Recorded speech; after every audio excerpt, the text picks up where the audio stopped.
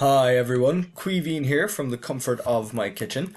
In today's video, we are going to take a closer look at the constellations that we're going to see over the course of the month. I have already taken a look at the planets and the constellations in June. Back in May, we looked ahead to this month, and the title of the video was The Planets and the Constellations. But I did end up looking more so at the planets, not as much on the constellations. So we're going to start, as we normally do, with sunset in a city sky, and just having a look around, there's already plenty of famous constellations up and visible. We've got Leo over here. This is Arcturus, so this must be Bootes or Bootes, and down here is Spica, so this must be Virgo, and we can clearly see Scorpius here above the horizon while the sun is setting at a little after 11 o'clock, quarter past 11. We can also see all of the summer triangle. It's already above the horizon by the time the sky is getting dark.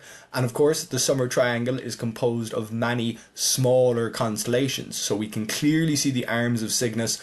Vega in Lyra is really bright, but we can't really see the rest of Lyra very clearly. And down here we have Aquila. We're starting to see some of the other stars in Aquila, but Altair is still the clearest, the only one that's very easy to see, while the sun is still setting, and the sun is very much still setting here. Taking a look towards the north, of course, the constellations back here are always the same, but we can see that the Plough of the Big Dipper is very high, just after moving past the zenith, and Cassiopeia is much lower, almost right above the north. We're going to have to move later to see more of the stars, of course, so we'll move forward to as dark as we're going to get.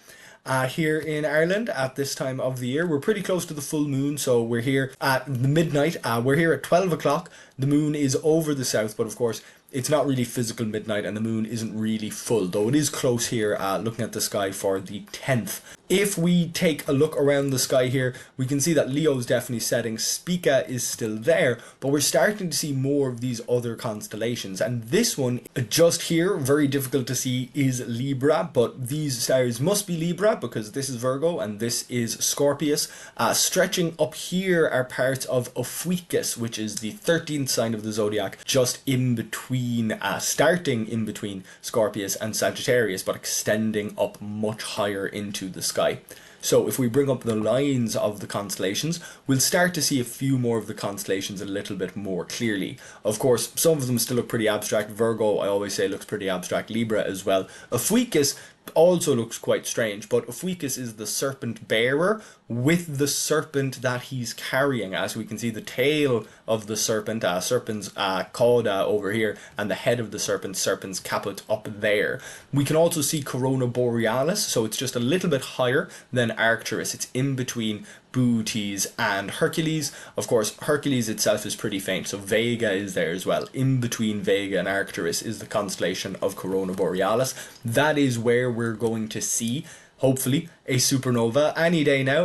That supernova is on the way. That supernova has been on the way for a while. Okay, the bright star here is Albireo, just above Vulpecula and Sagitta. Albireo, of course, is a double star. It's interesting enough that we've paid particular attention to it in a video on this channel already. Having a look around, there's plenty of other. There's Delphinus, a reasonably famous constellation, but there's a few other ones here that look a little bit abstract and are difficult to recognize. There's Pegasus and Andromeda. This must be Cepheus, just above Cassiopeia. Perseus must just be down a little lower in the sky. Of course, a lot of these will get a little bit easier to recognize with the actual images. So we'll bring up the actual pictures. And now that's the head of the horse, Equus or Equus caput, and there is Scutum the shield. So not the most famous constellations, but they're up at this time of the year. They can help you fill in around the sky because so many of these constellations are quite famous. The constellations in the summer triangle, the constellations of the zodiac here. We've got Bootes, which is mostly famous really for Arcturus and being able to follow Arcturus down to Spica. We've got some lesser known constellations, but oftentimes times they are smaller. Not in the case of Draco.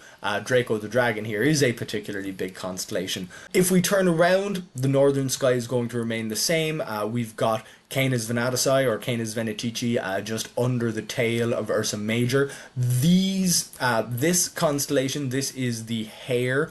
So if we take a closer look, I always forget the name of this particular constellation. Bernice's Hare, that's it. So Coma Bernice. That's the names seem to be in English instead of in Latin, which is a little bit confusing. Of course, I don't speak Latin, but I'm much more used to seeing the names of the constellations in Latin than in English, so that's something I'm going to have to go and change. That's Coma Bernice or Coma Bernice. Very few people would say Bernice's Hare. We are going to keep pushing forward. Of course, sunrise around the solstice is a popular time to go and take a look at the sky. The constellations won't have changed too much, partly because Virgo here is such a big constellation, and Sagittarius as well is quite large. So from the time the top part of Virgo is up in the middle of the sky to the time that the very end of Virgo sets, it's quite long. It takes a while for the Earth to turn enough for that constellation to come up and completely go away. We can see there Pisces just under Andromeda and Pegasus, Triangulum just under Andromeda. Perseus is after coming up a lot more now, so we're seeing a lot more of it. We're still not seeing a lot of Auriga with the bright star Capella. That's going to come up more as we get a little bit later into the year. Up here is the Salamander, although that's one that, well, they're calling it the Lizard, but this is another smaller constellation. And as we learned in one of the previous videos, or as I mentioned in one of the previous videos, some of these constellations are newer. Some of them were created by Johannes Helveticus, a Polish astronomer who created some very accurate maps of the stars. So in breaking up the stars, extra constellations were added. Because the constellations were originally used for stories and for remembering things, they weren't really used for astronomy the way that we do it today. Of course, having particular constellations along the ecliptic, that did make it easier for ancient astronomers, or at least very long ago astronomers like Ptolemy, who wrote the Almagest. One of the Ptolemies, a Greek Ptolemy, who wrote the Almagest. Thanks to the existence of these constellations along the ecliptic, it was easier to chart the progress of things like the moon and the sun, because these stars were such recognizable and well-known shapes at the time. We can see Corvus, another one of my favorites, dipping under the horizon there. It was nice and prominent a few months ago, but now it is getting a lot harder to see. So we'll push a little bit closer to sunset, and then we'll push out to the countryside, and we'll get rid of these pictures and lines again. The sky is going to fill up with even more stars, but the constellations in the sky aren't going to change. Some of them are going to get easier to see, whereas some of them will maybe get a little bit trickier to see. Virgo in particular, I think, because a lot of the stars in Virgo aren't incredibly bright, it can be trickier to recognize Virgo. If we push a little bit later, Leo has a very distinct shape with the sickle there. We can see Corona Borealis there, making that crown-like shape, whereas Hercules, even though there is sort of a trapezoid in there somewhere, it's pretty tough to pick out. The kite shape, almost a diamond shape at the top of Bootes there, is a little bit easier to pick out. We can see that even in the countryside, that area of the sky looks a little bit empty. That's not the Bootes void that people speak about. When people speak about the Bootes void, it's something a little bit different. We're not going to see a load of the Milky Way here simply because the moon is in the sky and in such a close position to the Milky Way. But you might see just above the Milky Way here, kind of curving around, the line shape of the serpent that Ophiuchus is carrying, the serpent being carried by the serpent bearer. Of course, the serpent bearer looks a bit abstract and is hard to spot. Sagitta and Vulpecula, very tricky to spot. Delphinus stands out thanks to that little triangle-y shape. And as we keep pushing forward towards morning time, we'll see that pattern continues. Some of the constellations become easier to see. Others get lost in the sort of sea of stars that we're seeing here. The square of Pegasus isn't too bad. That's reasonably easy to see there. Capricornus is definitely here somewhere. I know it must be in between Sagittarius and Pisces, which is just down here. But it's really tough to pull out the stars. They're not the most recognizable shape. Cepheus is still pretty recognizable, if I am even looking at Cepheus there. No, Cassiopeia there and Cepheus just a little bit higher. Well, I guess Cepheus isn't that recognizable. That square isn't standing out so clearly. We'll bring back up the lines. Yeah, and there it is. Of course, it seems so obvious when the lines are there joining everything together. Yes, we can see this part of the sky with Aquarius and Capricornus. It's tough to pick out those constellations clearly. Whereas, well, with the lines up, of course, a lot of the rest are very, very easy. But we're still seeing that kind of line of stars there with Ophiuchus and Serpens. We're still seeing that crown for Corona Borealis. Of course, it fits the name. One of the constellations that really looks like what it's supposed to look like. We'll very quickly turn around to the north. You can see there's Canis Venasidae and Coma Bernice. Draco up here. We can see bits of Draco there.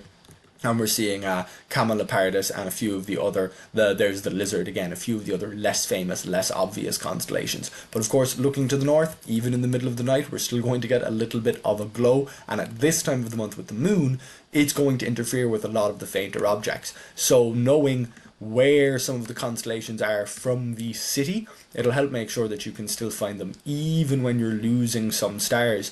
Not because there's artificial light in the countryside, but because there is that natural light of the midnight sun, our midnight twilight, and the moon.